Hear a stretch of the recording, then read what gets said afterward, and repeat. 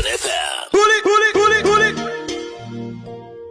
Dr. Jose Chameleon yeyongedde okulaga etabbu ava munanga ate kuggulawo leediyo Chameleon Radio Bujumbura wali munanga ate esaidi bampita Geminati bengenda okubeera nga nkutuusaako kossa ne muganda we Palaso beeguddekoko ne Pest Vibes bandange ekibadde mu katambi babadde mu kuchallenging oluyimba lwabwe remix muganda wange kibadde kikambwe nnyo bampita Geminati nsinzira ku Geminati Yugi wabula kanshike nkutegeeze nti kasita obeera nga tonaba kulayikinga video ogirayikinge kosa ate n'okusubscribe nga kasita obeera nga tonaba kakati nno Dr. Jose Chameleon actually amawulire gano mbadde nga ngalaba emabegako naye nendowooza nti nno oba nga womanyi kale TikTok nga nze manyi nti nno bya bulimba naye muganda wange Dr. Jose Chameleon avuddeyo n'apostinga ku mukutu ogwa TikTok okubakakasa nti nno agguddewo munanga ate leediyo eno wali Bujumbura. Morning Bujumbura. Chameleon FM.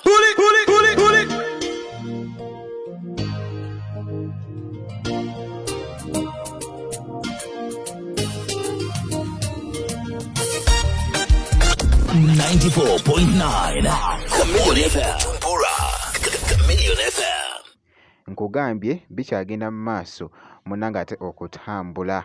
Dr. Jose Chameleon woba obadde okyamutwalira mu buyimbi bwo buli bukakyere nkusaasidde omanye ng'omusajja yakoze radio mu ggwanga erya Rwanda katungulu mbeera nkusazeko Dr. Jose Chameleon ayongedde otulaga nti ye weba mugamba nti ye munene takogga tagejja nambeemu superstar celebrity international ddala kituufu omusajja yakoze kye bayita Chameleon FM Bujumbura mu ggwanga erya Rwanda Chameleon mu mwesonyiwe simanyi oba munaamusobola mmwe ku leediyo empya jagguddewo omukulu munanga ate Dr. Jose Chameleon wabula nga nkwongeddeyoko ku muganda we Palaso ne Pest Vibes beeguddeko munange eside eno oluyimba luno lwe babadde bachallenginga wali mu nnyumba ya Palaso empya oluyimba luno Pest Vibes yasooka munanga ate oluyimba naye muganda wange oluyimba ne lutambula awo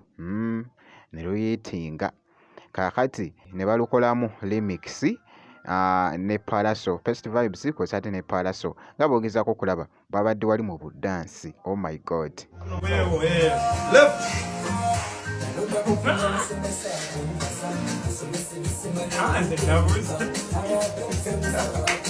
Turn around.